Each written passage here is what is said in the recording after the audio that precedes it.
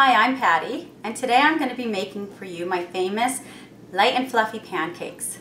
It's one of my most popular recipes that I have on my blog, and it's because it's a fabulous recipe.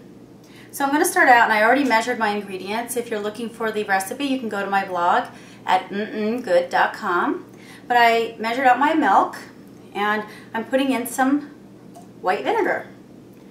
I'm going to let that sit for about 10 minutes. And the reason that we're using white vinegar instead of using lemon is because if you use the lemon, you're basically making more of a buttermilk. The vinegar, when it activates with the baking powder and the baking soda, allows the pancakes to expand and get super fluffy. I will tell you to use distilled white vinegar. Do not use white wine vinegar. I'm going to let that sit for about 10 minutes while I prepare the rest of my ingredients, and then I'll show you how we're going to cook them off. Alright, so my milk mixture with the vinegar in it has been sitting for about 10 minutes. I also measured out my dry ingredients. I melted my butter and I've let it cool down. And I whisked my eggs and I put my vanilla directly in there. So what I'm going to do is I'm going to add my wet ingredients all together, and you can see how I'm going to move this. You can see how thick this is kind of getting from the vinegar. But I'm going to pour in my eggs. I tend to use really good grade vanilla extract. I would not skim there, but if you only have the imitation vanilla extract, then by all means you can use that. I'm going to whisk it all together.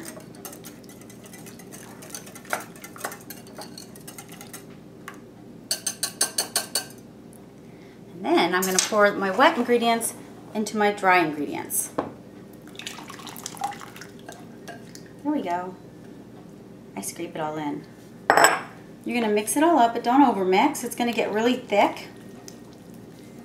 You can see all the bubbles. See all the bubbles? That's from the vinegar and the baking powder and the baking soda. And this recipe tends to have a lot of baking powder in it, so that's the other reason you get a nice rise on it. But the flavors are just great. A little complex, and that's what you're going for. You can see it's kind of a different batter than you're probably used to.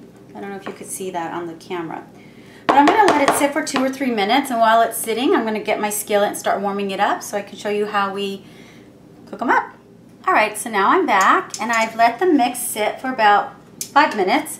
And as you can see, it's really bubbly, and as you stir it, you can see how it breaks apart. I hope for those of you who do this at home, this is exactly what you found. You see how that, I don't know if you could see all the bubbles, but it's just a great batter. And I'm using my famous skillet that I've been using for all my videos, and so I'm hoping they come out okay, because usually I do this on a griddle on the stove or in a pan. So I'm going to put my butter directly in there. Again, wash your hands before you touch your butter. I'm going to kind of coat the pan, but I find that with pancakes your first batch is never very good. And then I always use a spoon to get my pancakes. So I'm kind of doing that here. They're going to take a little longer to cook just because they are more on the thick side. That's what I found anyway. And I have my this little skillet thing at 250, so I don't know if that's going to be hot enough, but we'll see, right? Another alternative that I do on my pancakes is towards the end, I'll add some different things. Like my daughter loves to put chocolate chips in hers, so I always put chocolate chips in them at some point.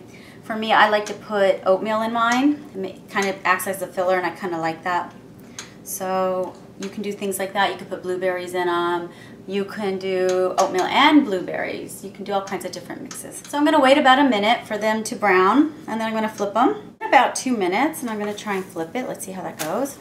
Yeah, again, it's the first batch. I raised my temperature to 300 just because, I don't know, I didn't seem like they was getting very hot. So the second batch you're going to see is going to be much better, more evenly browned. And I'm hoping it's going to be more evenly browned. Again, I do this in a pan or on my griddle. This was just to show you the concept on how to make these pancakes.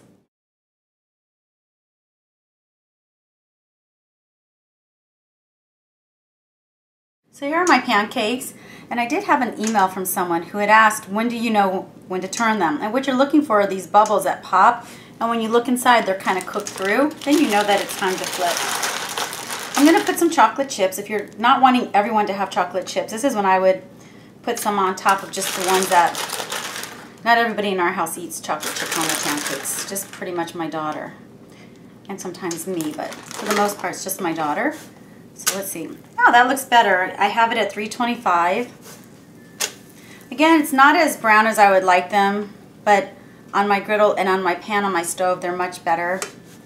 These are a little bit not as consistent, but I just, again, wanted you to get an idea of what I was doing. I'm now going to remove these. These are the ones that had the chocolate chip on them.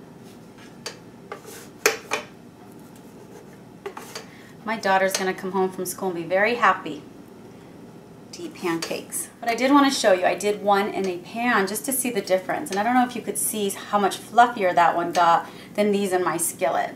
So if you have a pan or a griddle, and you're wanting that look, then I would tell you to do it this way. But look how beautiful it browned up and everything. Can you see that? So I hope you enjoy the recipe for my famous pancakes. What did I learn in this recipe? I learned that the simplest change from using my regular griddle to using my skillet can make the difference in the color of the pancakes. See how beautiful those are? Fluffy and lovely. For the exact measurements of the ingredients, please visit my website at good.com.